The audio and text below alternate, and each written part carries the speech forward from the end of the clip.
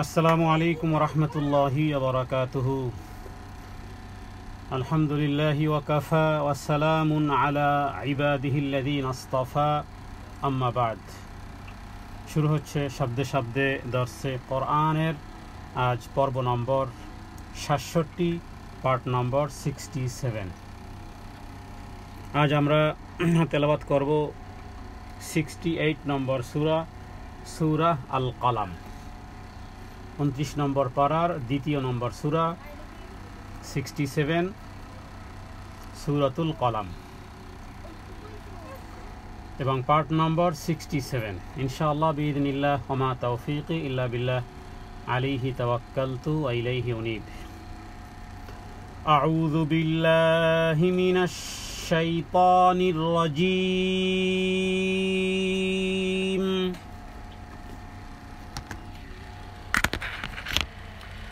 বিসমিল্লাহির রহমানির রহিম।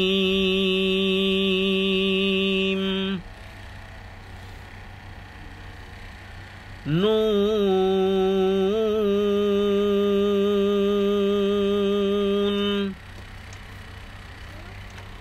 ওয়াল কলামি ওয়া মা ইয়াসতুরুন।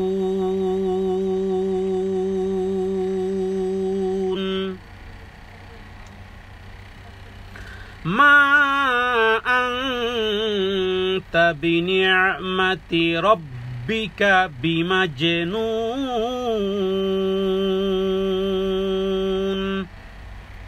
ওয়া ইন্না লাকা লাআজরান গায়রা মামনুন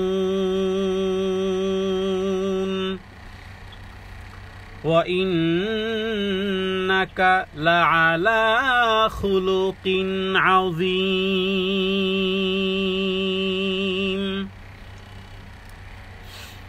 প্রথম 4টি আয়াত তেলাওয়াত করেছি। এবার আসি আমরা সূরা নুন বা সূরাতুল কলাম হিসেবেও পরিচিত, শুধু সূরা নুনও বলা হয় অথবা সূরাতুল কলাম।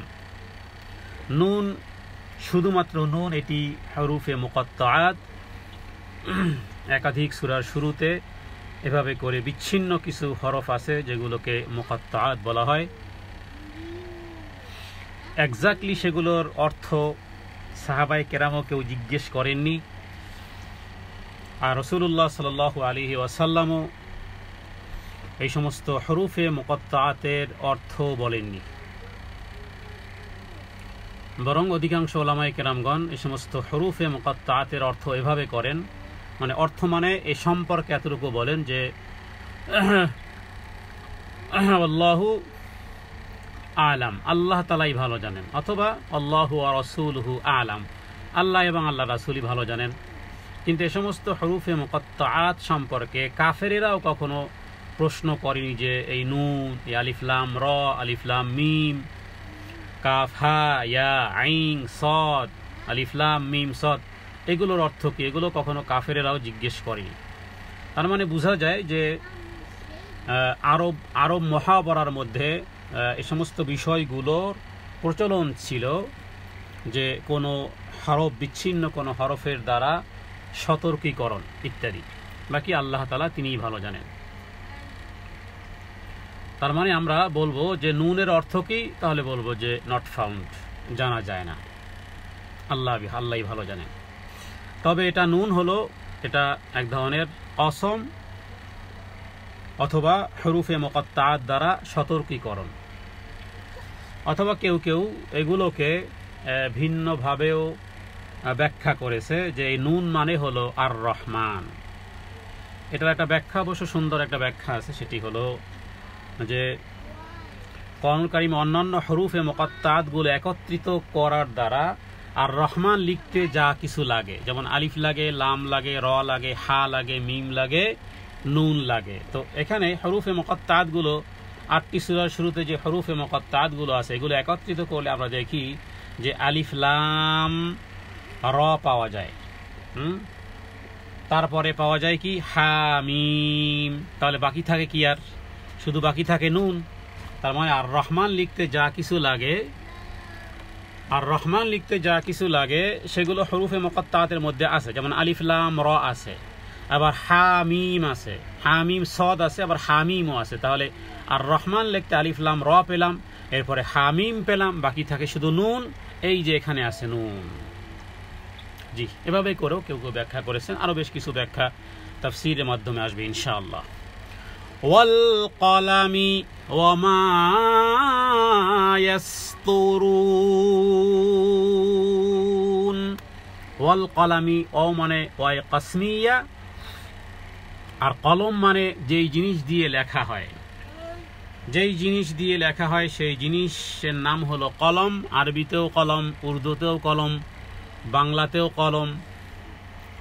তো এখানে কলমের অর্থ সাধারণ কলমও হতে পারে, কারণ এত জামে, এত অর্থবোধক কোরআনুল কারীমের শব্দগুলো যে তাফসীর কারকগণ শত সহস্র ব্যাখ্যা করেছেন, প্রত্যেকটির সূত্র কোথাও না কোনো হাদিসের সাথে মিলে যায়। এটা বলা যেতে পারে যে ইসলামের একটা বিউটি। অনেকে মনে করে যে একই জিনিসের একাধিক অর্থ, তো এটাও সঠিক ওটাও সঠিক। হ্যাঁ, সঠিক তো একটা হবে, এটা অন্য কোনো বিষয় হতে পারে, কিন্তু ইসলামের আমরা বলবো যে এটা একটা ইসলামের বিউটি। যেভাবে করে আমরা জানি যে বেতেরের সালাত 1 রাকাতও হয়, 3 রাকাতও হয়, 5 রাকাতও হয়, 7 রাকাতও হয়, 9 রাকাতও হয়, 11 রাকাতও হয়। তো এটা ইসলামের একটা বিউটি।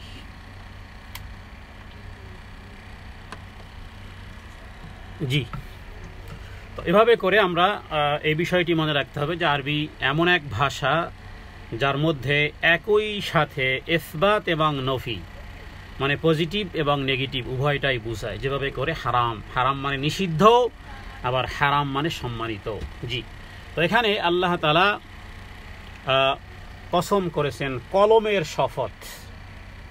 ওমা ইয়াসতুরুন, ও মানে এবং, মা মানে যাহা, ইয়াসতুরুন মানে ইয়াসতুরুন মানে লিখেছেন। ইয়াসতুরুনের ফেইলকে, এটা একটা ফেইল, এর ফাইলকে, ফাইল আল্লাহ তাআলাই। কারণ কলম যে লেখে, যিনি লেখেন, মানে কলমের গুণাগুণ হয় না, বরং যিনি লেখেন তারই গুণাগুণ হয়।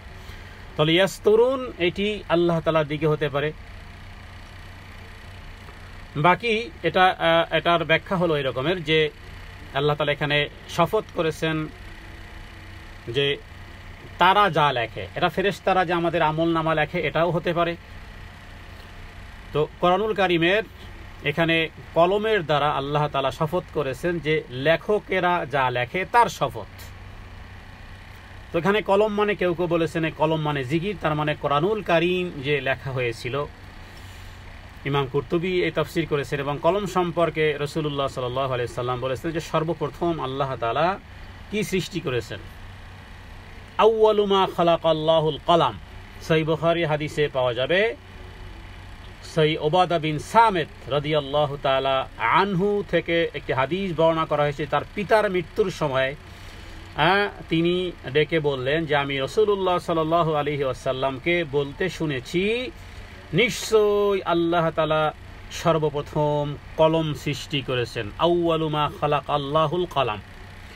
দেখুন, বেদাতীরা দলিল দেয় যে আল্লাহ তাআলা সর্বপ্রথম নূরে মুহাম্মাদি সৃষ্টি করেছে, তারপর সেই নূরে মুহাম্মাদি থেকে আরশ কুরসি লৌহ কলম। মানে ভণ্ডামি এবং অনৈতিক এবং বিশুদ্ধ হাদিসের বিপরীত মন গড়া পেট বানানো এই জাতীয় তথ্য উপথ্য দেওয়া হয়েছে এই রাসূলুল্লাহ সাল্লাল্লাহু আলাইহি ওয়াসাল্লামের নামে। হাদিস বলতেছে আল্লাহ তাআলা প্রথম সৃষ্টি করেছেন কলম, আর তারা বানিয়েছে যে প্রথম নাকি নূরে মুহাম্মাদি বানিয়েছে, সেটি ময়ূরের আকারে ছিল। তারপরে সেখান থেকে এটা যত গাল গল্প আছে কোনো দলিলবিহীন। আমরা বুখারীর হাদিস থেকে আমরা বললাম, এবং মুসনাদে আহমদের মধ্যে বিষয়টি হাদিস রয়েছে ৫ম খণ্ডের ৩১৭ নম্বর পৃষ্ঠা। সহিহ মুসলিমের হাদিস নাম্বার 2653, ইমাম তিরমিজি হাদিস এনেছেন 2156। তো সেখানে উবাদা বিন সামিত থেকে বর্ণনা হয়েছে যে আল্লাহ তাআলা সর্বপ্রথম কি সৃষ্টি করেছেন, আউয়ালু মা খালাকাল্লাহুল কলম। এরপর বলেছেন কলম উক্তুব, তুমি লেখো। কলম বলল মাযা আকতুব, আমি কি লিখবো? আল্লাহ তাআলা বলেন তুমি ভাগ্য লেখো। পৃথিবীর সমস্ত মাখলুকাতের সব কিছু লেখো, শেষ দিবস পর্যন্ত যা কিছু হবে তাও লেখো। ইমাম আবু দাউদ সহিহ সনদে হাদিস এনেছেন 4700 নম্বরে, এবং তিরমিজির হাদিস 3319 নম্বর। এবং কাতাবাল্লাহু মাকাদির আল খালাইকা মিন 50 আলফা সানাতিন, আসমান জমিন এগুলো সৃষ্টির 50,000 বৎসর পূর্বে আপনার আমার তাকদীর লিখিত হয়েছে।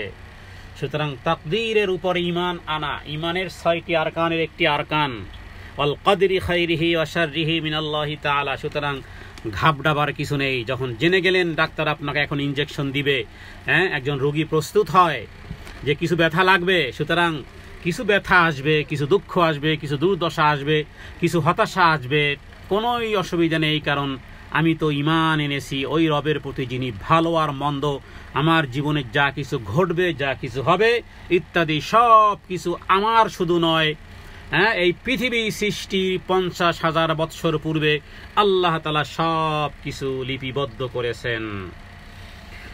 কলম আদেশ অনুযায়ী অনন্তকাল পর্যন্ত সম্ভাব্য সমস্ত ঘটনা অবস্থা লিখে দিয়েছে। আল্লাহ তাআলা সমগ্র সৃষ্টির তাকদীরকে আল্লাহ তাআলা আসমান এবং এই পৃথিবী সৃষ্টির কত বৎসর, 50,000 ইয়ার্স পূর্বেই আল্লাহ লিখে দিয়েছেন। অন্যত্র আমরা পড়েছি যে আল্লাহ তাআলা কলমের মাধ্যমে কলমের সাহায্যে আল্লাহ তাআলা শিক্ষা দিয়েছেন। আল্লামা বিল কলাম আল্লামাল ইনসানা মা লাম ইয়ালাম। তো এখানে আল্লাহ তাআলা এই সূরাটির নামই হলো সূরাতুল কলাম, সূরাতুল কলাম। আবার কেউ কেউ বলেছেন যে এই নুন যে এই যে সূরাত, এই কলামের পূর্বে যে নুন আছে, এই নুনের আরেকটু ব্যাখ্যা, যে নুন শব্দটি, যেটা আমি একটু বললাম যে ইবনে আব্বাস থেকে বর্ণনা, যে নুন শব্দটি আর রহমানের শেষের অক্ষর, কারণ সূরা ইউনুসে আছে আলিফ লাম র, আর সূরা মুমিনুনে আছে হামিম, আর এখানে হয়ে গেল নুন, সবকিছু মিলে হলো কি আর রহমান। তাহলে ওই রহমান যিনি বানিয়েছেন মানুষ এবং শিখিয়েছেন কোরআন। আর অন্যদিকে আল্লাহ তাআলা সূরা আলাকের মধ্যে 4 নম্বর আয়াতে আল্লাহ বলেছেন আল্লামা বিল কলাম, আল্লাহ তাআলা কলমের মাধ্যমে সৃষ্টি, কলমের মাধ্যমে শিক্ষা দিয়েছেন। তো এখানে আল্লাহ তাআলা কসম করেছেন কলমের, আল্লাহ তাআলা কলমের কসম করেছেন। তাহলে কলম বান্দার প্রতি আল্লাহ তাআলা একটা বিশেষ নিয়ামত। আমি প্রায় বলি ছাত্রদেরকে যে আপনারা যদি জ্ঞানকে আটকাতে চান তাহলে লিখে নেন। জ্ঞানকে যদি আটকাতে চান, আর যদি বলেন যে না এক কান দিয়ে শুনবো আর এক কান দিয়ে বের করে দিব, তাহলে আপনার জন্য কাগজ কলমের প্রয়োজনীয়তা নেই। যিনি জ্ঞানকে আটকাতে চান, যিনি জ্ঞানকে ধরে রাখতে চান, তিনি কাগজ আর কলমের ব্যবহার করবেন। কারণ কোরআনুল কারীম আল্লাহ বলেছেন আল্লাযীনা ইয়াসতামিউনাল কওল ফায়াত্তাবিউনা আহসানা উলাইকাল্লাযীনা হাদাহুমুল্লাহ ওয়া উলাইকা হুমুল আলবাব। যারা উত্তম কথা শ্রবণ করে এবং সেগুলোর অনুসরণ করে, আল্লাহ তাআলা বলেছেন এরা হলো আসল জ্ঞানী এবং এরা হেদায়েত প্রাপ্ত। কারণ আমাদের মেমোরি ছোট, আমরা মেমোরাইজিং করি কিন্তু ভুলে যাই। উত্তম কথা যদি আপনি লিখে রাখবেন কেন? অনুসরণের জন্য।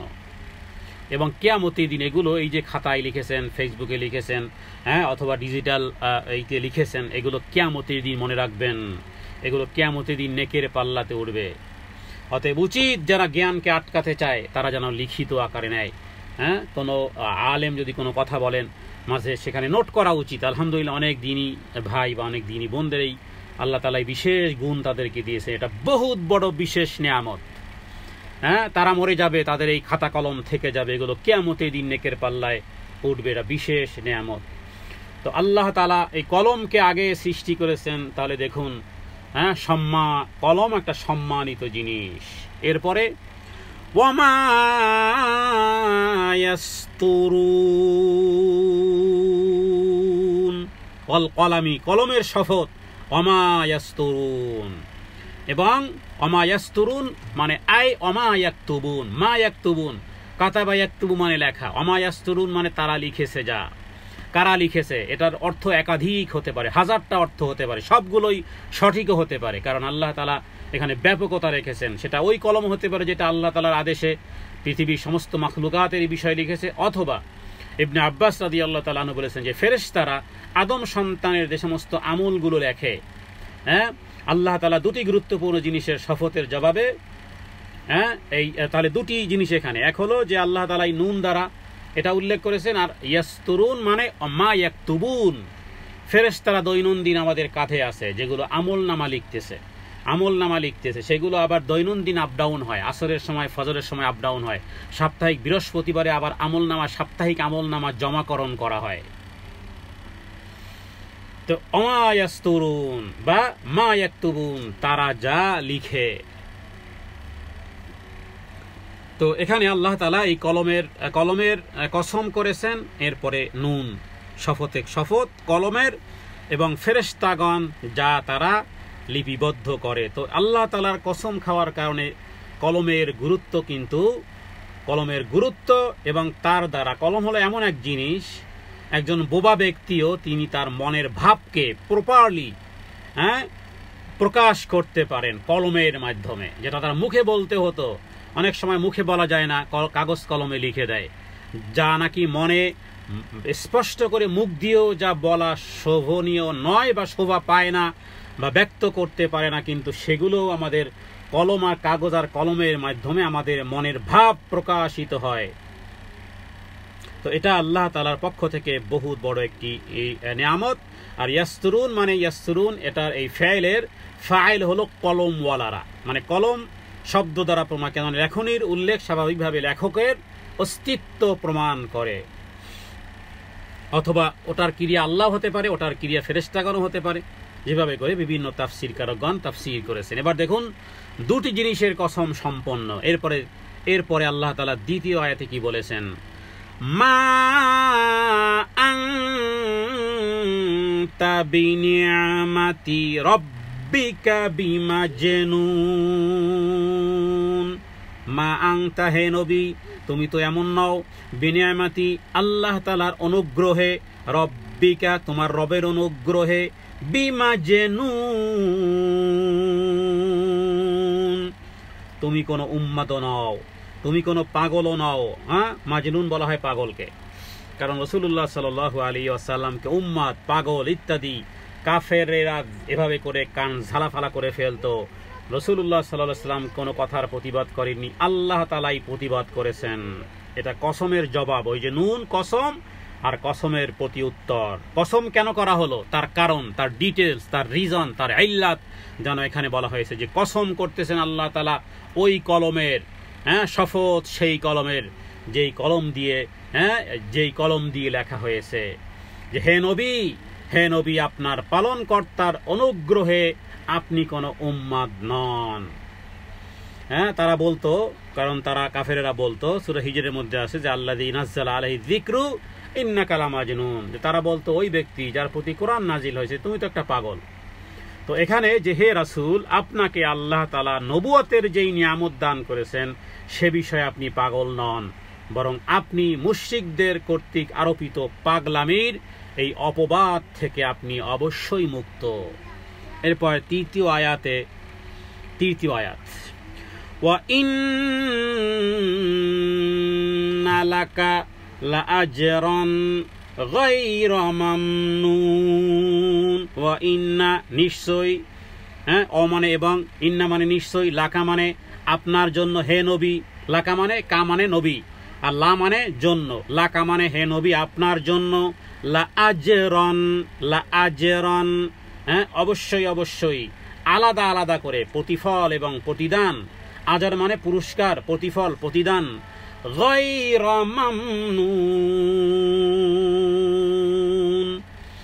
মামনুন মানে নিরবিচ্ছিন্নভাবে পুরস্কার রয়েছে, মানে অনিঃশেষ প্রতিদান, অফুরন্ত পুরস্কার বা অশেষ পুরস্কার, এমন পুরস্কার যে নিরবিচ্ছিন্নভাবে আসতেই থাকবে, চলতেই থাকবে হে নবী আপনার জন্য আপনার রবের পক্ষ থেকে। কেন? এই কারণে যে নবুয়তের দায়িত্ব পালনে হে নবী যে সমস্ত কষ্টের সম্মুখীন আপনি হয়েছেন, তার জন্য আখেরাতে অশেষ, অফুরন্ত, নিরবিচ্ছিন্নভাবে অনিঃশেষ প্রতিফল আর প্রতিদান আপনার জন্য থাকবে গায়রা মামনুন। এখান থেকে যারা দাওয়াতের কাজ করবে তাদের এখান থেকে সান্ত্বনা নিতে পারে তারা, কারণ রাসূলুল্লাহ সাল্লাল্লাহু আলাইহি ওয়াসাল্লাম নবুয়তের দায়িত্ব পালন করতে গিয়ে যে সমস্ত কষ্ট, ক্লেশ, দুঃখ, দুর্দশা, হতাশা, ব্যঞ্জনা ইত্যাদি উঠিয়েছেন আল্লাহ তাআলা, সেই জন্যই নবীকে বলেছেন যে গায়রা মামনুন, এমন প্রতিফল প্রতিদান। কারণ ওলামায়ে কেরামগণ তারা কি কয়, ওলামায়ে কেরামদের নিজস্ব কোনো কথা না, ওই 1450 বৎসরের কথাগুলোকেই ওলামায়ে কেরামগণ ব্যক্ত করে দিবে। এটা হলো মাইকের ভূমিকা।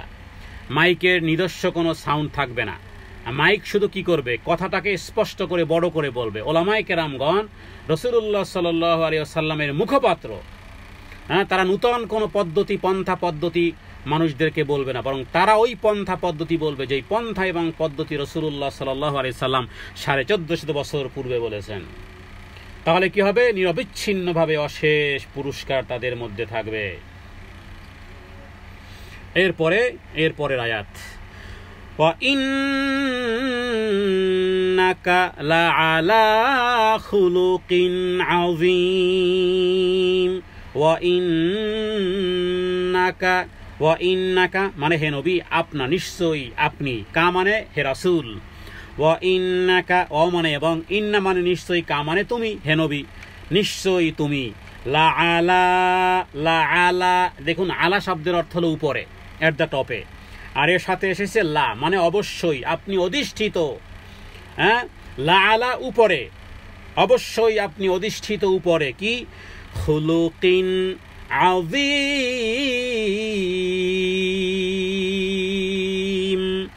খুলুকিন মানে চরিত্র, আযীম মানে মহান চরিত্রের অধিকারী আপনি, নিশ্চয়ই তুমি অধিষ্ঠিত আছো হে নবী, মহান চরিত্রে অধিষ্ঠিত, মহান চরিত্রের উচ্চ মার্গে আপনি অধিষ্ঠিত আছেন। তো মহান চরিত্র, মহৎ চরিত্র, এখানে সাহাবায়ে কেরাম ইবনে আব্বাস রাদিয়াল্লাহু তাআলা আনহু তিনি বলেছেন, এখানে মহৎ চরিত্রের অর্থ হলো যে মহান দ্বীন। ইবনে আব্বাসের বর্ণনা যে আলা দ্বীনি আযীমিন মিনাল আদিয়ান। ইবনে আব্বাস এর অর্থ করেছেন যে খুলুকিন আযীম মানে যে আপনাকে যে অনুগ্রহ করে যে চরিত্র দান করা হয়েছে তার দ্বারা আপনি অনেক মহৎ, এবং আপনি সমস্ত ধর্মের উপরে, মহান ধর্মের উপরে আপনি প্রতিষ্ঠিত আছেন, আর সেই ধর্মের নাম হলো ইসলাম। আমাদের ধর্মের নাম ইসলাম।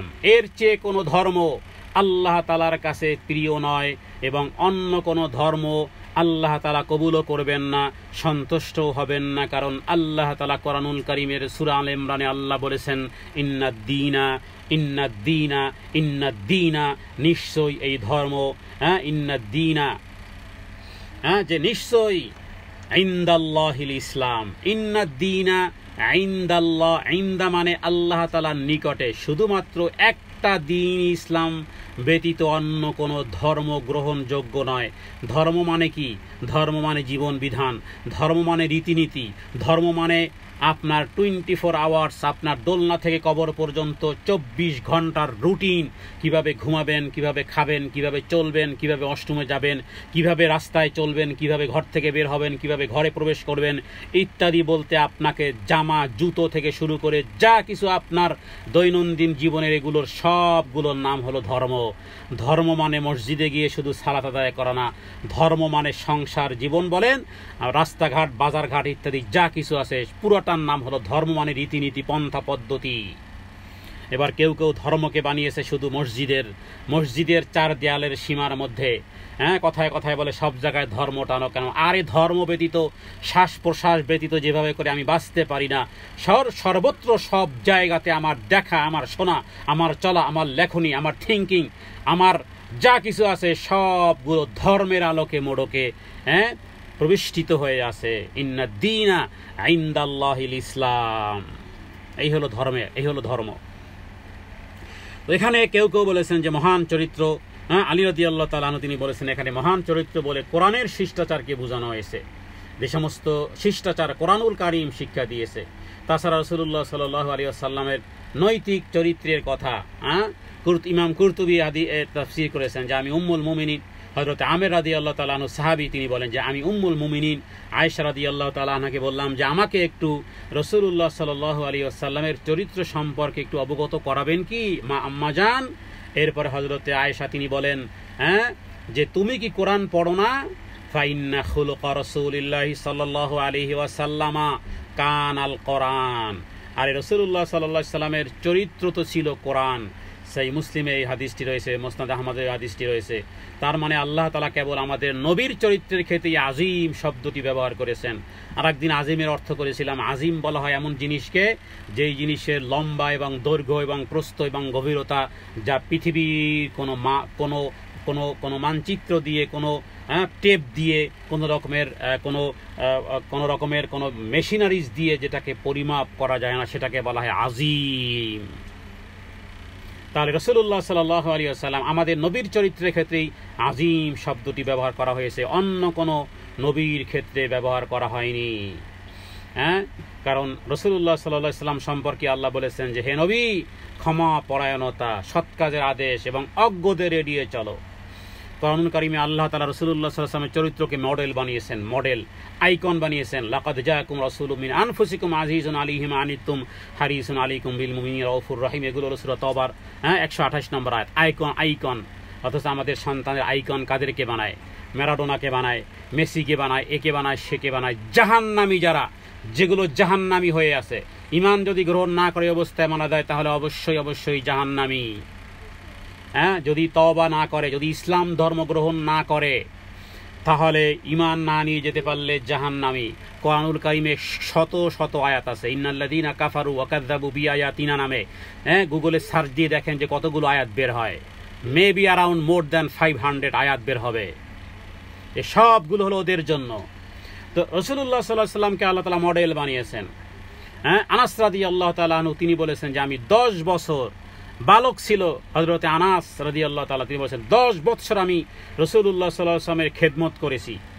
তিনি কোনোদিন আমাকে বলেননি যে হে আনাস, এই কাজটি কেন করলে আর এই কাজটি কেন করলে না, কেন হয়, এগুলো নবীজি কোনোদিন হযরতে আনাসকে বলেনি। অথচ বালক বয়সের বাচ্চারা কত কিছু এদিক ডানে বললে বামে যায়, বামে বললে ডানে যায়, এটা করলে ওটা, অনেক সময় বুঝে না, অনেক সময় বালক সুলভ কত রকমের কিছু। তো হযরত আনাস বলেছেন যে নবীজি কখনোই আমাকে কেন এটা করলে আর কেন এটা করলে না হে আনাস, নবীজি এ কথা কখনোই বলেননি। অথচ আমরা একটুতেই চটে যাই। আল্লাহু আকবার। এটা হলো খুলুকিন আযীম। রাসূলুল্লাহ সাল্লাল্লাহু আলাইহি ওয়াসাল্লাম কখনোই হযরত আনাসকে এই জাতীয় প্রশ্নই করেননি। তাহলে এই হলো চরিত্রের নমুনা, উত্তম চরিত্রে উত্তম। নবীজি নিজেও বলেছেন লিউতাম্মা মাকারিমাল আখলাক, বুইস্তু মুআল্লিমান লিউতাম্মা মাকারিমাল আখলাক। নবীজি বলেছেন আমি উত্তম চরিত্র পরিপূর্ণ করার জন্য প্রেরিত হয়েছি। মুসনাদ আহমদের হাদিস নম্বর 8952। এখান থেকে যদি 1000 ভাগেরও যদি 1 ভাগ চরিত্র আমরা নিতে পারতাম, যদি আমরা রাসূলুল্লাহ সাল্লাল্লাহু আলাইহি ওয়াসাল্লামকে আমাদের মডেল, আইকন বানানো হয়েছে, তিনি আমাদের উত্তম আদর্শ, তাহলে এই চরিত্রের ক্ষেত্রে যেটা আনাসের সাথে ঘটেছে, যেটা নবীর স্ত্রীদের সাথে ঘটেছে, আল্লাহু আকবার। হয় কেন চিল্লি, অথচ আমরা একটুতেই চটে যাই, একটুতে রেগে যাই। নিজের সন্তানরা দুষ্টামি করলে সহ্য করতে পারি না, আমরা মানুষ। কিন্তু রাসূলুল্লাহ সাল্লাল্লাহু আলাইহি ওয়াসাল্লাম মানুষ ছিলেন, উত্তম চরিত্রের জন্য বলেছি 1000 ভাগের 1 ভাগ যদি আমরা নিতে পারতাম, যদি উত্তম চরিত্রের 1000 ভাগের 1 ভাগও নিতে পারতাম, তাহলে আপনার কাজের ছেলে আর কাজের মেয়ে, অথবা আপনার সন্তান অথবা আপনার স্বামী ইত্যাদির ক্ষেত্রে কেন হয় চটাং করা অভ্যাস, এটা আমাদের মধ্যে থাকতো না। রাসূলুল্লাহ সাল্লাল্লাহু আলাইহি ওয়াসাল্লাম এইভাবে করেননি। 10 বছর একটা মানুষ, 10 বছর একটা বালক পাশে থেকেছে, কখনো তাকে জিজ্ঞেস করেননি। এজন্য রাসূলুল্লাহ সাল্লাল্লাহু আলাইহি ওয়াসাল্লাম, তুমি যেখানেই থাকো আল্লাহকে ভয় করো, কোনো খারাপ কাজ হয়ে গেলে সাথে সাথে ভালো কাজ করো, কেননা ভালো কাজের অপরাধ মুছে দিবে, আর মানুষের সাথে উত্তম ব্যবহার করো। এজন্য নবীজি বলেছেন যে একজন ব্যক্তি যদি মুজামুল আওসাতে, মুজামুল কাবির, এই সমস্ত হাদিসগুলো রয়েছে, তিরমিজির মধ্যেও হাদিস রয়েছে 2200 নম্বর, হাদিসগুলো বিশুদ্ধ, যে কিয়ামতের দিন মুমিনের নেকির পাল্লায় উত্তম চরিত্রের চেয়ে আর কিছুই ভারী হবে না। আল্লাহ তাআলার কাছে প্রার্থনা করি, রব্বে কারীম তিনি যেন আমাদেরকে সেই চরিত্র দান করেন। কারণ নবীজি উত্তম চরিত্রকে পূর্ণতা প্রদান করার জন্যই দুনিয়াতে এসেছেন। খুলুকিন আযীম। এখানে ইসলামে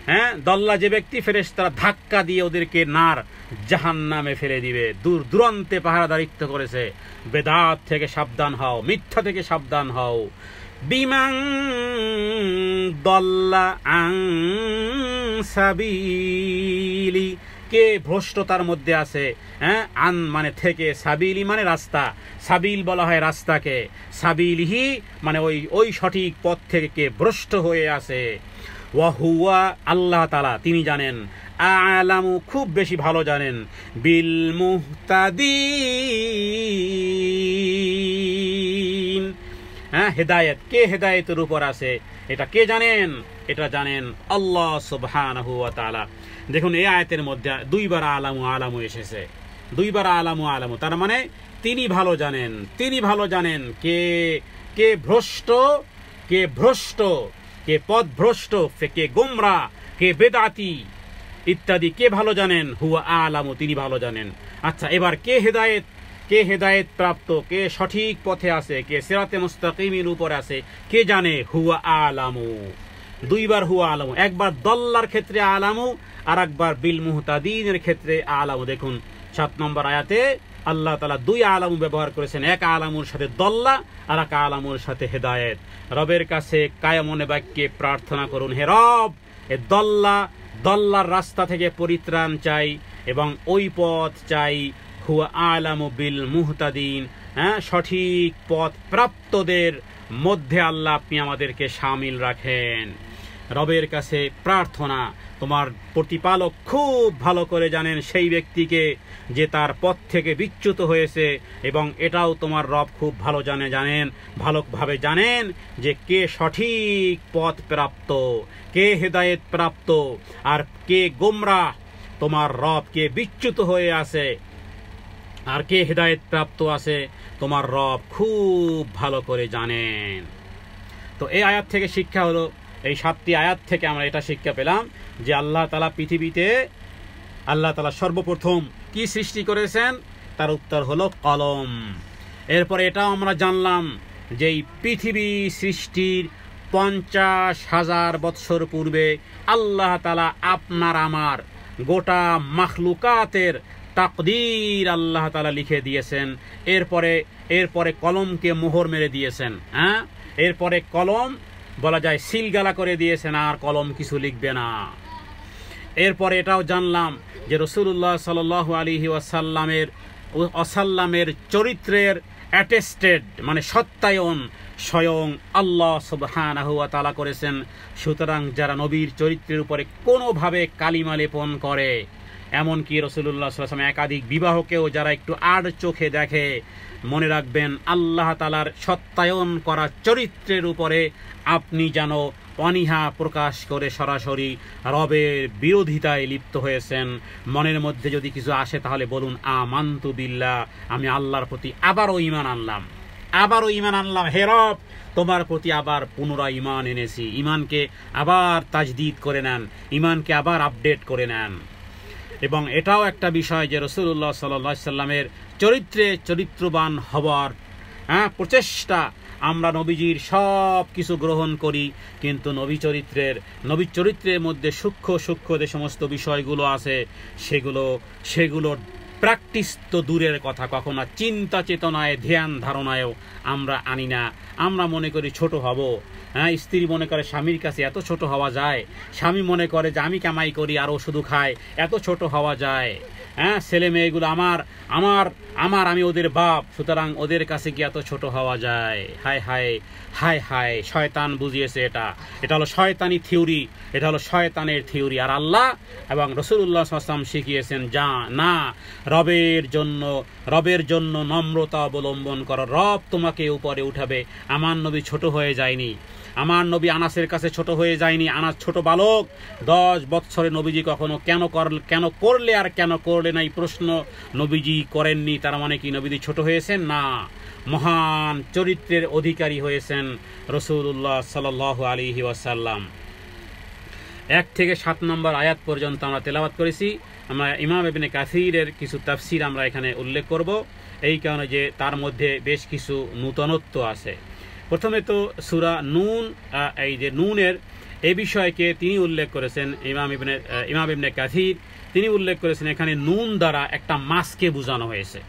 খুব ভালো করে খেয়াল করুন, মুসনাদ আহমদের এই বিষয়ে হাদিস আছে, আর সেই সূত্র ধরেই কোন একজন সাহাবীর বর্ণনার উপরে উল্লেখ করা হয়েছে যে নুন মানে হলো ওই একটা মাছকে বোঝানো হয়েছে, যেই মাছটি ওই বড় মাছকে বোঝানো হয়েছে যে একটা জগৎকে কেন্দ্র করে, একটা জগৎ পরিবেষ্টনকারী পানির উপরে যেই মাছটি রয়েছে, এবং যা নাকি মুসনাদ আহমদের মধ্যে এবং আরও বেশ কিছু হাদিস থেকে বলা হয়েছে যে একটা এই জমিনকে, আমাদের এই যে গোটা পৃথিবী যা আমরা দেখতেছি, আমরা জানি যে 3 ভাগ পানি আর 1 ভাগ কি মাটি, 3 ভাগ পানি 1 ভাগ মাটি। আচ্ছা, এখন এই গোটা জমিনকে আল্লাহ তাআলা, তার মানে 7 জমিনের নিচে একটা মাছ আছে, 7 জমিনের নিচে, আমরা জানি যে 7 আসমান আর 7 জমিন, জমিনের নিচে একটা মাছ আছে। এই মাছের পিঠের উপরে এই যে দুনিয়ার গোটা পৃথিবীর ল্যান্ডকে, স্থলভাগকে ওই মাছের উপরে রাখা হয়েছে। এরপরে মাছটি নড়ে উঠেছে, হেলতে দুলতে শুরু করলে তখন আল্লাহ তাআলা তিনি এই জমিনের মধ্যে পাহাড়গুলো গেড়ে দেন, ফলে কি হয়ে যায়, জমিন মজবুত হয়ে যায় এবং সেই মাছের নড়াচড়াও বন্ধ হয়ে যায়। ইবনে আব্বাস রাদিয়াল্লাহু তাআলা আনহু তিনি এই ওয়াল কলামি ওয়া মা ইয়াসতুরুন এভাবে করে এই নুনের ভাবার্থ করা হয়েছে যে সেই মাছকে বোঝানো হয়েছে। আচ্ছা, ইবনে আব্বাস তিনি বলেছেন যে রাসূলুল্লাহ সাল্লাল্লাহু আলাইহি ওয়াসাল্লাম বলেছেন যে আল্লাহ তাআলা সর্বপ্রথম কলম এবং মাছ সৃষ্টি করেছেন। কলম জিজ্ঞেস করলো কি লিখবো, বলা হলো কিয়ামত পর্যন্ত যা আছে সব কিছু লিখে নাও। এরপরে সেগুলো লেখা হয়। তো ইমাম তাবরানি তিনি তার গ্রন্থের মধ্যে, তাফসীরের মধ্যে তিনি এই নুন দ্বারা, এই যে নুন সূরা এই যে কালামের মধ্যে প্রথম যে নুন, এর দ্বারা উদ্দেশ্য মাছ, আর কলম দ্বারা উদ্দেশ্যই কলম। আচ্ছা, এরপরে এই আর যেগুলো তাফসীর হযরতে আবু হুরায়রা রাদিয়াল্লাহু তাআলা আনহু থেকে, সেগুলো আমরা অলরেডি বলেছি। তো এখানে মুজাহিদ নামক একজন তাফসীর কারকগণ আছেন, তিনি উল্লেখ করেছেন যে এটা একটা প্রসিদ্ধ কথা ছিল যে নুন দ্বারা ওই মাছকে বোঝানো হয়েছে যা নাকি 7ম জমিনের নিচে রয়েছে। এরপরে ইমাম বাগাবী রহমাতুল্লাহ তিনি বলেছেন যে এই মাছের পিঠের উপরে এক কঙ্করময় ভূমি রয়েছে, যেই ভূমিটার পুরুত্ব, মানে মোটা বা পুরুত্ব বলা যায় যে এই আকাশ এবং পৃথিবীর সমান। এরপরে আছে সেখানে একটা বলদ বলতে সেখানে একটা গরু, গরুর মধ্যে বলা যায় যে একটা ষাঁড় আছে অথবা একটা বলদ আছে, যার 40,000 শিং রয়েছে, যার 40,000। এ তাফসীর হলো ইমাম মুজাহিদ। তাফসীর কারকগণের মধ্যে ইমাম মুজাহিদের তাফসীর আহলে সুন্নাত ওয়াল জামাতের কাছে গ্রহণযোগ্য। তো তিনি হাদিস এনেছেন, বা অন্যান্য মুফাসসির কারকগণ তিনি তার বিষয়ে হাদিসে উল্লেখ করেছেন, যেটা এমন কোনো কিচ্ছা কাহিনী, কল্প কাহিনী নয়। আসমানের ব্যাপারে আমরা পূর্বে উল্লেখ করেছি যে আসমানের উপরে তো বিজ্ঞান আমাদেরকে অনেক কিছু জানিয়েছে, গ্যালাক্সি, ব্ল্যাক হোল, তারপরে আরও বিভিন্ন রকমের যে সমস্তগুলো রয়েছে। এবার জমিনের তলদেশের কথা বলা হচ্ছে। দেখুন, কোরআন এবং সুন্নাহ যতটুকু বলেছে ঠিক আমাদেরকে তাই বিশ্বাস করাটা। কবরের আযাব নবীজি বলেছেন আযাবুল কবরে হক্কুন, বাস আমরা কেউ কবরের আযাব চোখে দেখি আর না দেখি, দেখতেছি বাবা মার কবর টাইলস দিয়ে বানানো আছে, আর এই পীর ফকিরদের কবরগুলোকে মাজারে আলোকসজ্জা করা হয়েছে, কিন্তু ভিতরে কি চলতেছে সেটা হাদিস বলেছে যা তাই বিশ্বাস করতে হবে। এরপরে কি হলো যে সেই বলদ আছে যার 40,000 শিং রয়েছে এবং ওর পিঠের উপরে 7টি জমিন, এবং সেই জমিনের মধ্যে মাখলুকাতের মধ্যে আপনি আমিও মাখলুক। তবে এই ব্যাপারে আল্লাহ তাআলাই ভালো জানেন। তবে বিস্ময়কর ব্যাপার হলো যে অনেক মুফাসসিরগণ এই ঘটনাকে এবং মুসনাদ আহমদ ইত্যাদি হাদিস গ্রন্থে, এমনকি আব্দুল্লাহ ইবনে সালাম রাদিয়াল্লাহু তাআলা আনহু যখন রাসূলুল্লাহ সাল্লাল্লাহু আলাইহি ওয়াসাল্লামের মদিনায় আগমনের সংবাদে অবগত হন, আব্দুল্লাহ ইবনে সালামকে জানেন, ইনি হলেন ইহুদিদের পণ্ডিত, ইহুদিদের বড় আলেম ছিল আব্দুল্লাহ ইবনে সালাম রাদিয়াল্লাহু তাআলা আনহু। তিনি ইসলাম ধর্ম গ্রহণ করেছিলেন।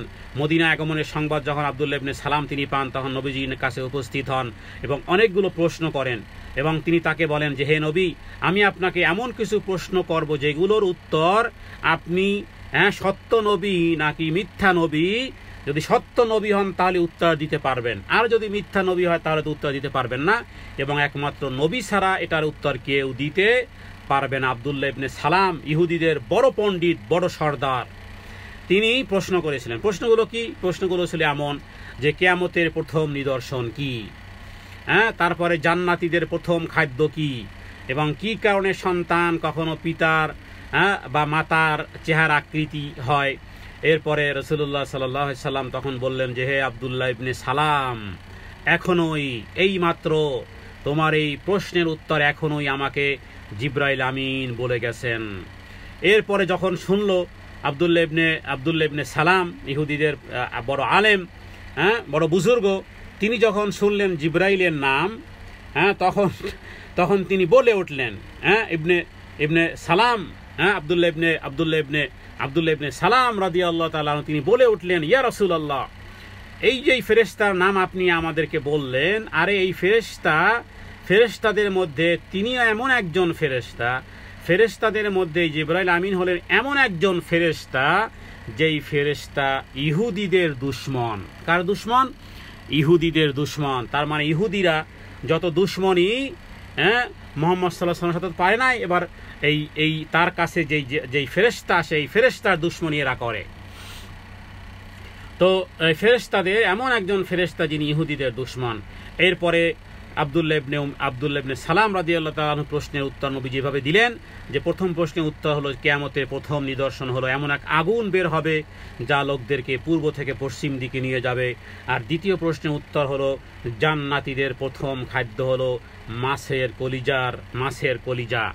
এরপরে তৃতীয়, যে পুরুষের বীর্য স্ত্রীর বীর্যের উপরে যদি প্রাধান্য লাভ করে তাহলে পুত্র সন্তান হয়, আর যখন স্ত্রীর বীর্য স্বামীর বীর্যের উপরে প্রাধান্য লাভ করে তখন কন্যা সন্তান হয়। তো অন্য আর একটা হাদিসে আব্দুল্লাহ ইবনে সালাম আরও কিছু প্রশ্ন করেছিল যে, ইয়া রাসূলুল্লাহ, জান্নাতে যে মাছের কলিজা খাওয়ানো হবে, এই খাদ্যের পরে সেকেন্ড খাদ্যটা কি, মানে এর পরের খাদ্যটা কি? তখন নবীজি ওই কথা বলেছিলেন, জান্নাতি বলদ জবেহ করা হবে যা জান্নাতে চড়ে বেড়ায়। এরপরে জিজ্ঞেস করা হয়েছিল যে তাদেরকে কোন পানি পান করানো হবে। নবীজি বলেছেন সালসাবিল নামক নহর থেকে তাদেরকে পানি পান করানো হবে। এছাড়া এভাবে করে, এই নুনের অর্থ এভাবে করে একটা মাছ, আর সেই মাছের উপরে আছে এক খণ্ড বলদ, আর বলদের উপরে আছে এক খণ্ড জমি, যেটা এই প্রথম আসমান জমিন থেকে, যেখান থেকে কথা যে আল্লাহ তাআলা কোন তাফসীরকারকগণ উল্লেখ করেছেন যেখানে নুন দ্বারা আল্লাহ তাআলার উদ্দেশ্য হলো নূরের তক্তা এবং নূরের কলম, যা চালিত হয়েছে সমস্ত জিনিসের উপরে এবং কিয়ামত পর্যন্ত সব কিছু লিপিবদ্ধ হয়েছে। ইবনে জুরাইজ রাহমাতুল্লাহ তিনি বলেছেন যে আমাকে খবর দেওয়া হয়েছে এভাবে যে এই কলম অর্থ নুরানি কলম, যার দৈর্ঘ্য 100 বৎসরের পথ। এই কথা বলা হয়েছে যে নুন দ্বারা দাওয়াত এবং নুন দ্বারা কলমও বোঝানো হয়েছে। এবং হাসান রাহমাতুল্লাহ আলাইহি এবং কাতাদা, এরা হলো তাবিঈ, এদের থেকে এভাবে করে বেশ কিছু বর্ণনা উল্লেখ করা হয়েছে। আবার ইবনে আব্বাস থেকে এটাও বর্ণনা আছে যে আল্লাহ তাআলা দাওয়াত এবং কলম সৃষ্টি করেছেন এবং এরপরে কলম দ্বারা আল্লাহ তাআলা সব কিছু লিখিয়ে নিয়েছেন। এভাবে করে এই কলমের ব্যাপারে, নুন এবং কলমের ব্যাপারে একাধিক তাফসীর কারকগণ তাফসীরগুলো উল্লেখ করেছেন। জি, এরপরে আমরা 8 নম্বর আয়াত থেকে ইনশাআল্লাহ, ফালা তুতিইল মুকাজ্জিবিন। ফালা মানে অতঃপর না, তুতি মানে অনুসরণ করবেন না, মুকাজ্জিবিন মানে মিথ্যা আরোপকারীদের। হে নবী, তুমি মিথ্যাচারীদের অনুসরণ করো না, মিথ্যাবাদীদের অনুগত্য করো না। এখানে আনুগত্যের অর্থ মানে এমন নমনীয়তা যার প্রকাশ মানুষ তার বিবেক না চাইলেও করে থাকে।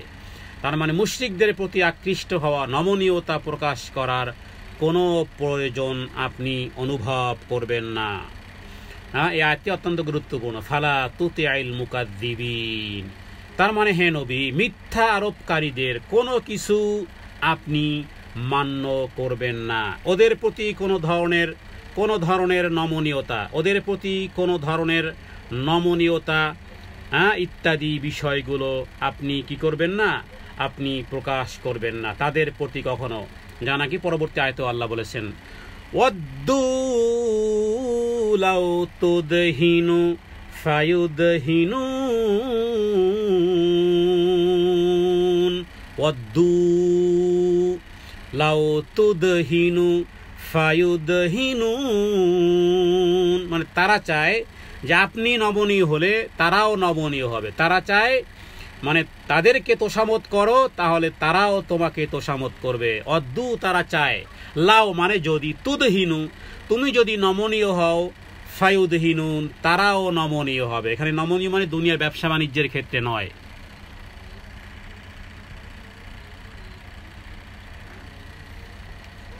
ওয়াদ্দু লাউ তুদহিনু ফায়ুদহিনুন, তারা চায় যে হে নবী আপনি তাদের প্রতি নমনীয় হবেন তাহলে তারাও নমনীয় হবে। তবে এই নমনীয়টা মূলত আসলে দুনিয়ার ব্যাপারে নয়, বরং তারা চায় ধর্মীয় ব্যাপারে নমনীয়তা। আর আল্লাহ তাআলা স্পষ্ট করে বলেছেন যে ধর্মীয় ব্যাপারে কোনো আপোষকামী যদি আপনি হন তাহলে তারাও আপোষকারী হবে, কিন্তু আল্লাহ তাআলা নিষেধ করেছেন যে ধর্মের ক্ষেত্রে আপোষকামিতা হবে না। সব ব্যাপারে আপোষকামী হতে পারে, ব্যবসা বাণিজ্যের ক্ষেত্রে বলেন 50-50 হতে পারে, কিন্তু ধর্মীয় ব্যাপারে যে তাদেরও কিছু ধর্ম আপনি তাদের প্রতি নমনীয়তা হবেন, ঠিক আছে তারা যা করে করুক। যা নাকি আমরা বেশি ভালো মুসলমান হওয়ার জন্য আমরা বিধর্মীদের প্রোগ্রামে যাই, সেগুলোকে উইশ করি, সেগুলোর ক্ষেত্রে আমরা সন্তুষ্টি প্রকাশ করি, হাতে তালি দেই, অথবা তাদের সাজে আমরাও সজ্জিত হই। তাদের জন্য শুনে রাখুন, এতটা ইসলামকে যেভাবে মনে করেছেন সেভাবে নয়। ইসলাম নমনীয়তার ধর্ম, ঠিক আছে, কিন্তু ধর্মীয় ক্ষেত্রে যদি আপনি অন্য ধর্মীয় বিষয়কে যদি আপনি গ্রহণ করেন তার মানে হলো যে এই ধর্ম অপূর্ণ। এটা কেমন হয়? যদি বলা হয় যে ইসলাম ধর্ম, আপনার এই কর্মকাণ্ড প্রমাণ করে যে ইসলাম ধর্ম মনে হয় অপূর্ণ, অথচ আল্লাহ বলেছেন আল ইয়াউমা আকমালতু লাকুম দীনাকুম ওয়া আতমামতু আলাইকুম নি'মাতি ওয়া রাদিতু লাকুমুল ইসলামা দীনা। তাহলে আপনি অন্য ধর্মের কিভাবে আপনি সন্তুষ্ট হন?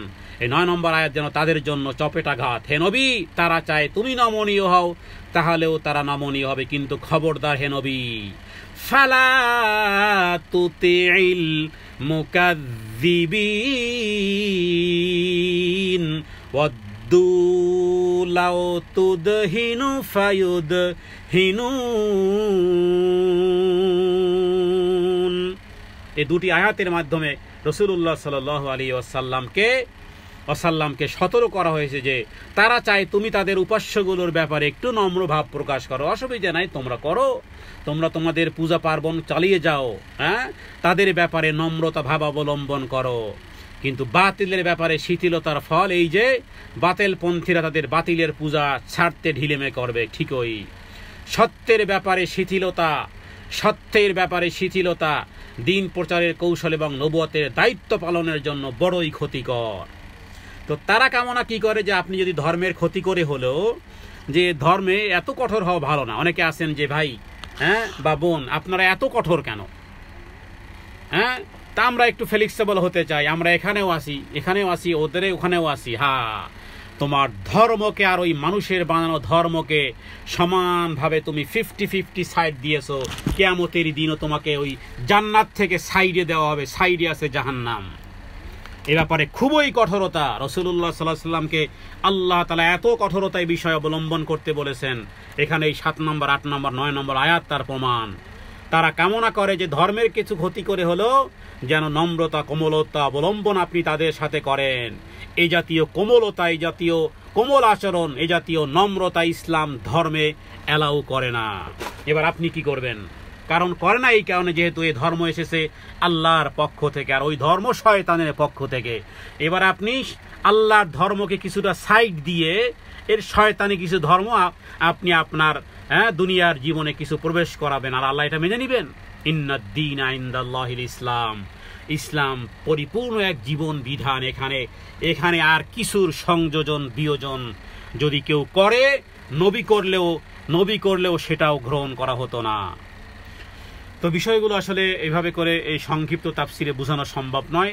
এতটুকু বুঝতে হবে যে ধর্মীয় ব্যাপারে কোনো রকমের 50-50 অথবা 99% ইসলাম 1% একটু অন্য ধর্মের বিষয়গুলো মেনে নেওয়া যাবে? উত্তর হলো নো। তাহলে সব আল্লাহ বরবাদ করে দিবেন।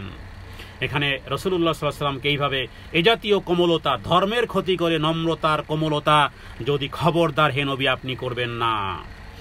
ওয়ালা তুতি' কুল্লা হাল্লাফিম মাহিন। এখানে যে আগে বললাম তুদহিনু মানে একমত পোষণ করা, যে ঠিক আছে আপনি আমাদের সাথে একটু একমত পোষণ করেন। আপনি খ্রিস্ট ধর্মের কোনো প্রোগ্রামকে, এই যীশু খ্রিস্ট বলেন অথবা নিউ ইয়ার বলেন ইত্যাদির ক্ষেত্রে যদি আপনি একটু তাদের সাথে একটু একমত পোষণ যদি করানো হয়, কোনো রকমের নম্রতা দেখানো হয়, হ্যাঁ, তাহলে এখানে এই আয়াতগুলো শব্দ তুদহিনু ফায়ুদহিনুন তুতে কুল্লা হাল্লাফিম মাহিন, মানে এটা এত বড় ভয়ঙ্কর, এই শব্দের মধ্যে এত অর্থ আছে, হ্যাঁ, যে অলা তুতে খবরদার হে নবী, খবরদার আপনি অনুসরণ করবেন না, এ ব্যাপারে নম্রতা দেখাবেন না, হ্যাঁ, অন্যায়ের বিরোধিতা না করে এ ব্যাপারে নম্রতা দেখাবেন না। রাসূলুল্লাহ সাল্লাল্লাহু আলাইহি ওয়াসাল্লাম মূর্তি ভাঙতে এসেছিলেন, গড়তে আসেননি, এবং ভেঙ্গেও ছিলেন, হ্যাঁ, মক্কা বিজয়ের সময় হাতে লাঠি দিয়ে ভেঙ্গেছিলেন। হযরতে বেলাল রাদিয়াল্লাহু তাআলা আনহু সাথে ছিল, অভিসম্পাত করেছিলেন, কারণ কাবা ঘরের ভিতরে বেশ কিছু জলসাপ ছিল, হ্যাঁ। তো এই ক্ষেত্রে ইত্যাদির ক্ষেত্রে একমত কোনো পোষণ করা যাবে না। এরপরে ওয়ালা তুতি' কুল্লা হাল্লাফিম মাহিন, হে নবী তাদের অনুসরণ করবেন না, হাল্লাফিম মাহিন, যারা বারবার কথায় কথায় যারা শপথ করে, হ্যাঁ, বেশি কসম যারা খায়, বারবার মিথ্যা কসম খাওয়ার কারণে মানুষের কাছে লাঞ্ছিত হয়, এমন ব্যক্তির, হ্যাঁ, প্রত্যেক এমন ব্যক্তির শপথ যা নাকি লাঞ্ছিত, তাদের অনুসরণও করবেন না। তার মানে আপনি অধিক হারে, হ্যাঁ, বা কোনোভাবেই বাতিলের পক্ষে অথবা শপথকারীদের ইত্যাদি, মিথ্যা শপথকারী অথবা অপমানিত ইত্যাদি ব্যক্তিদের কোনো রকমের অনুকরণ আপনি করবেন না। যেখানে এই যে নামিম, এই হাল্লাফিম মাহিন বলতে মানে এমন ব্যক্তিদেরকে বোঝানো হয় যে যে ব্যক্তি ফাসাদ সৃষ্টি করে, হ্যাঁ, তুদহিনু এবং হাল্লাফ এবং হাম্মান, এই নামিম ইত্যাদি অর্থ হলো, ইবনে আব্বাস থেকে তিনি বলেছেন যে এগুলো হলো যে ব্যক্তি ফাসাদ সৃষ্টি করে অথবা একজনের কথা অপরজনের কাছে বলে বেড়ায়, একজনের কথা অপরজনের কাছে বলে বেড়ায়, হ্যাঁ, এদেরকে এই জাতীয় শব্দ এখানে এই 11 নম্বর আয়াতে যে বিষয়টি উল্লেখ করা হয়েছে, হাম্মাজিম মাশাইম বিনামিম, এগুলো খুব জঘন্যতম চরিত্রের কথা, হ্যাঁ। এই যে 10 নম্বর আয়াতে এবং 11 নম্বর আয়াতে পূর্বের কিছু কথা কাফেরদের থাকলেও বাকি এর পরবর্তীকালের যেই চরিত্রগুলো, এগুলো কাফেরের ভিতরে থাকুক অথবা মুমিনদের মধ্যে থাকুক, হ্যাঁ, এই চরিত্র যদি কারো মধ্যে থাকে অত্যন্ত ঘৃণিত কাজ। এবং নবীজি একবার তিনি দুটি কবরের পাশ দিয়ে, পুরনো কোনো কবর ছিল, সেই কবরের পাশ দিয়ে নবীজি হেঁটে যাচ্ছিলেন এবং আল্লাহ তাআলা তাকে কবরবাসীদের শাস্তি দেখানো হয়েছে। এরপরে নবীজি বললেন যে এই দুই কবরবাসীকে শাস্তি প্রদান করা হচ্ছে, অবশ্য বড় কোনো অপরাধের কারণে তাদের শাস্তি হচ্ছে না। একজনের অপরাধ ছিল যে প্রসব করার সময় প্রসবের সিরা থেকে বেঁচে থাকতো না, আর অপরজনের দোষ ছিল যে একজনের দোষ অপরজনের কাছে বলে বেড়ায়, একজনের দোষ অপরজনের কাছে বলে বেড়ায়। হাদিসে সহিহ বুখারীতে হাদিস আছে, নবীজি বলেছেন লা ইয়াদখুলুল জান্নাতা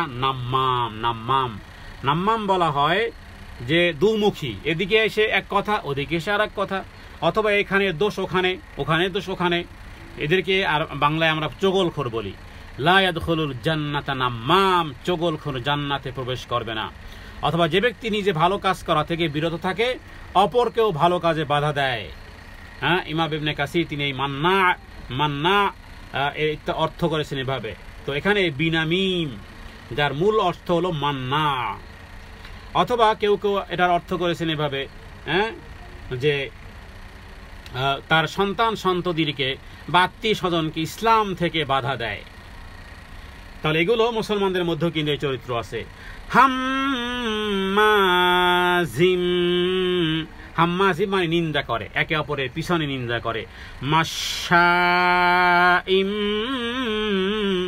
বিনামিম, গ্রামগঞ্জে কিছু পুরুষ আছে, গ্রামগঞ্জে কিছু মহিলাও আছে। চায়ের দোকানে ও বাড়ির কি ও এ বাড়ির একেবারে জর্জ ডব্লিউ বুশ থেকে শুরু করে পৃথিবীর কোন দেশের রাজনীতি কোন দিকে, সব গ্রাম বাংলার চায়ের দোকানে আলোচনা হয়। আর এদিকে মহিলারা কি করে, এ বাড়িতে ও বাড়ি থেকে এভাবে করে কয়েক বাড়িতে জমা হয়, এরপরে অমুক বাড়ির কি খবরাখবর, একেবারে হাড়ি পাতিলের একেবারে পাকঘরের খবর থেকে শুরু করে অমুকের চরিত্র ইত্যাদি একেবারে এভাবে করে মাসা মানে কি চলাফেরা, ঘুরে বেড়ায়। হ্যাঁ, 2-4 জনের কাছে বিভিন্ন জনের দোষ ত্রুটি না বলতে পারলে যেন পেটের ভাত হজম হয় না। অনেকে আছে যেমনিতেই নিজের আখের কিছু না পারে নিজের সন্তান, অথবা নিজের স্বামী, অথবা নিজের আত্মীয় স্বজন, নিজের শ্বশুর বাড়ির লোকজন ইত্যাদি, মানে তার চোখে এই কালো চশমা পড়েই আছে। মানুষের ভুল ভ্রান্তি, মানুষের বিভিন্ন রকমের দোষ ত্রুটি যেন আল্লাহ তাকে এই ডিউটি দিয়ে পাঠিয়েছেন, তার কাছে সব এগুলো খোঁজ খবর আছে। সে এগুলো ঘুরে বেড়ায় আর এই চগলখড়ি করে বেড়ায়, পশ্চাতে নিন্দা করে আর একে অপরের নিকট লাগিয়ে বেড়ায়। যদি আপনাদের কাছে এরকমের কেউ আসে, বলবেন যে বোন সূরা ফাতিহাটা বলেন তো, এগুলো বাদ দেন, সূরা ফাতিহাটা বলেন, সূরা নাস বলেন, সূরা ফালাক বলেন, দেখবেন যে বন্ধ হয়ে যাবে। সূরা ফাতিহা পারে না, কিন্তু এই পশ্চাতে নিন্দা করা, চগলখড়ি, কুৎসা রটনাকারী, গীবতকারী, পশ্চাতে নিন্দা করা ইত্যাদি বিষয় খুব পটু। তো হাদিসের মধ্যে সমস্ত বিষয় যে একের কথা অন্যের কাছে লাগিয়ে ইত্যাদি, এদেরকে আরবিতে কাত্তাত বলা হয়। লা ইয়াদখুলুল জান্নাতা কাত্তাত বা লা ইয়াদখুলুল জান্নাতা নাম্মাম, কাত্তাত, নাম্মাম, এগুলো হাদিসের শব্দ, যেগুলো মানুষের মধ্যে ফাটল সৃষ্টি করার উদ্দেশ্যে গীবত আর চগলখড়ি করে বেড়ায়। আল্লাহ তাআলার কাছে পানাহ চাই, আল্লাহ যেন এদের এই রকমের চরিত্র থেকে আল্লাহ তাআলা যেন আমাদেরকে হেফাজত করে। মান্নাইল লিল খায়রি মুতাদিন আফিম। এরপরে কিছু ব্যক্তি আছে, হে নবী দেখবেন, এরা মান্না প্রতিবন্ধক করে, লিল খায়র ভালো কাজে প্রতিবন্ধক সৃষ্টি করে। মুতাদিন আফিম, মুতাদিন এরা সীমা লঙ্ঘনকারী। আফিম ইসমুন শব্দের অর্থ হলো পাপ, আফিম মানে পাপিষ্ঠ। তাহলে ভালো কাজে বাধা দানকারী এবং সীমা লঙ্ঘনকারী এরা হলো জঘন্যতম পাপিষ্ঠ। কল্যাণের কাজে বাধা প্রদান করে আর নিজের সীমা লঙ্ঘন করে, মানে কল্যাণ থেকে বিরত থাকে, উপরন্তু মানুষের সম্পদ সম্ভ্রম সত্তার উপরে হামলা করে আর পাপে ডুবে থাকে। তো এদের চরিত্রে, এদের এই রকমের কিছু চরিত্র আছে। রাসূলুল্লাহ সাল্লাল্লাহু আলাইহি ওয়াসাল্লামকে এগুলো থেকে নিষেধ। তার মানে কি, নবীকে নিষেধ মানে নবীকে তো উত্তম চরিত্রের সার্টিফিকেট দেওয়া হয়। তার মানে নবীর উম্মত যারা দাবি করতে চাও, এই সমস্ত এই কুখ্যাত এই জাতীয় স্বভাব থেকে দূরে থাকতে হবে, কারণ এগুলো সবগুলো জাহান্নামী স্বভাব। সামনে আয়াত আসতেছে, এগুলো জাহান্নামী স্বভাব, জাহান্নামে যেতে হবে। উতুল্লিম বাদা যালিকা জানিম। উতুল মানে নিষ্ঠুর, বাদা যালিকা জানিম বদমেজাজ, কুখ্যাত, রূঢ় স্বভাব। কোন অর্থ করা হয়েছে এগুলো বেজন্মা। এটা একটা গালি। এই গালি দেখুন, এই জানিম মানে বেজন্মা, জন্মের ঠিক নাই। কোরআনুল কারিমে গালির জায়গায় গালি। কারো যদি সত্যিকার অর্থেই বেজন্মা, জন্মের ঠিক নেই, যেটাকে আমরা জারজ সন্তান বলি। হাদিসে বায়ান ফাউন্ডেশন থেকে, তাইসিরুল কোরআন থেকে, বিভিন্ন জায়গাতে বিভিন্ন তাফসিরে এরকমের অর্থ করা হয়েছে। জানিম মানে জেনার সন্তান,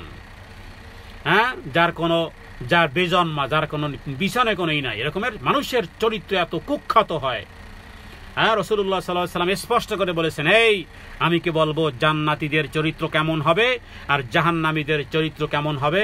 নবীজি বলেছেন, জান্নাতীদের চরিত্র স্বভাব সম্পর্ক হলো এরকমের, প্রতিটি দুর্বল, যাকে লোকেরা দুর্বল করে রাখে, দুর্বল হিসেবে নিজের শক্তিমত্তার অহংকারে মত্ত হয় না, এ হলো জান্নাতি ব্যক্তি। কিন্তু দুনিয়ায় বসে কোনো জিনিস যদি শপথ করে বসে, কসম করে বলে, আল্লাহ তাআলা ওই আরশ থেকে তার কসমকে পূর্ণ করে দেন।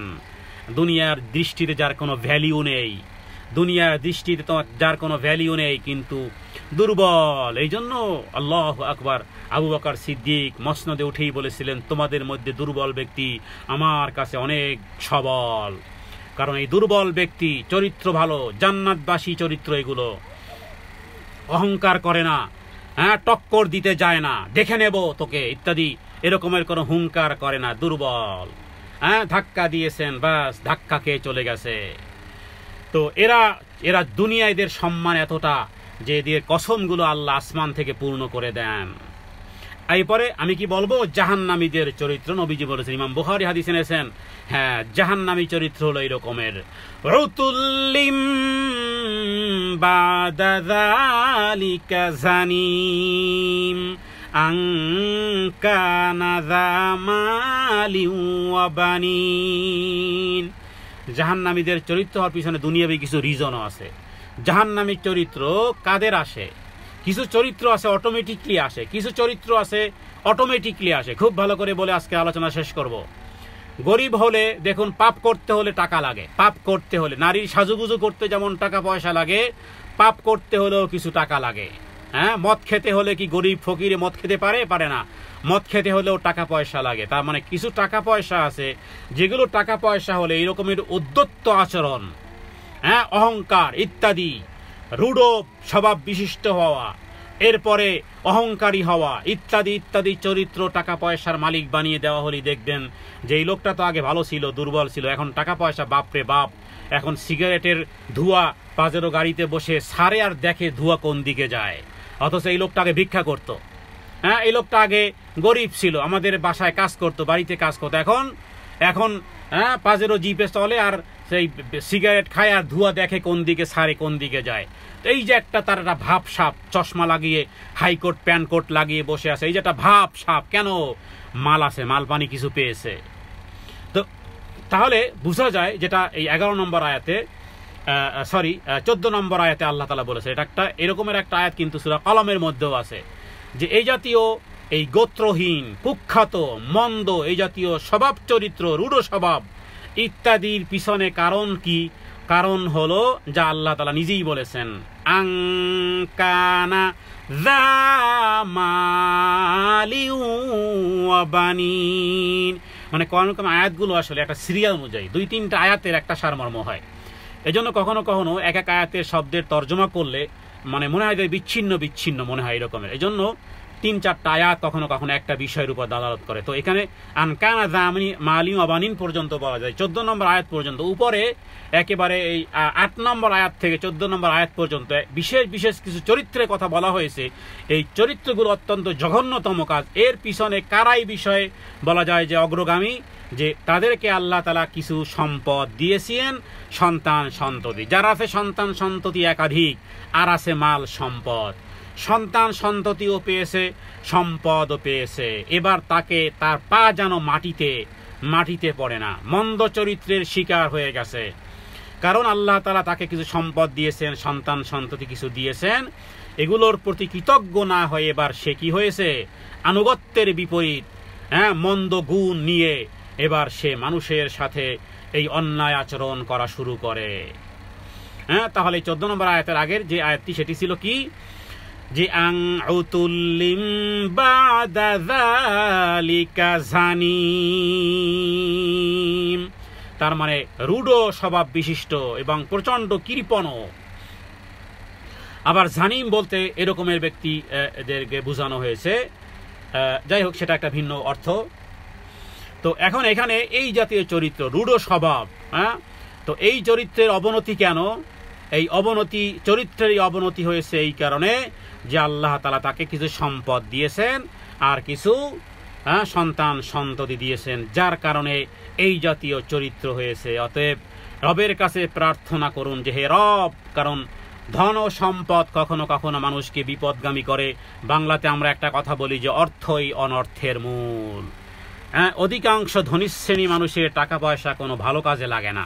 ইল্লা কলিলুম মিন ইবাদিয়াশ শাকুর। হতে পারে শতকরা 5% ধনী শ্রেণী মানুষের টাকা পয়সা ধর্মীয় জায়গাতে অথবা আল্লাহর সন্তুষ্টির জায়গায় ব্যবহৃত হয়। অধিকাংশ 95%-এর টাকা পয়সা অন্যায় কাজে ব্যবহার করে, নিজেরাও অন্যায় কাজে ব্যবহার করে, অহংকার করে ইত্যাদি, আবার খারাপ কাজেও ব্যবহার করা। আল্লাহ তাআলার কাছে প্রার্থনা করি, রব্বে কারীম আমাদেরকে যদি আল্লাহ তাআলা সন্তান সন্ততি দেন, যদি ধন সম্পদ দেন, তা যেন রবের সন্তুষ্টির উদ্দেশ্যে ব্যয় করতে পারি। রবের কাছে এই তৌফিক কামনা করে আজকের এই প্রোগ্রাম শেষ করতেছি। আমা তৌফিক ইল্লা বিল্লাহ, হাযা মিন্নি ওয়াল ইলমু ইনদাল্লাহ, আল্লাহু আ'লামু বিস-সাওয়াব, ওয়া সাল্লাল্লাহু আলা সাইয়্যিদিনা মুহাম্মাদিন নাবিয়্যিল উম্মি ওয়া আলিহি ওয়া সাল্লাম। আসসালামু আলাইকুম ওয়া রাহমাতুল্লাহি ওয়া বারাকাতুহু।